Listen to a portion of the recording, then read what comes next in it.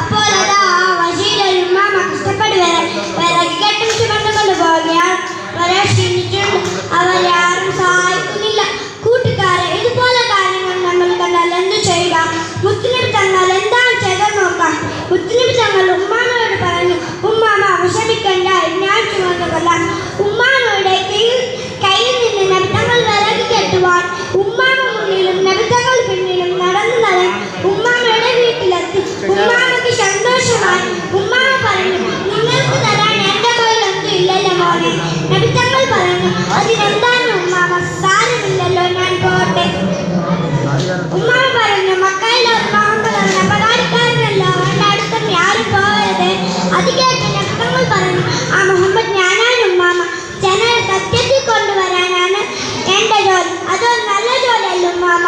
ഉമ്മാമ അത്ഭുതപ്പെട്ടു. ഉമ്മാമയുടെ കണ്ണു നിറഞ്ഞു. ഉമ്മാമ ഇസ്ലാം മതം സ്വീകരിച്ചു. കൂട്ടുകാരെ, നമുക്കും നബി തങ്ങളെ പിൻപെടാം. അല്ലാഹു തൗഫീഖ് നൽകട്ടെ.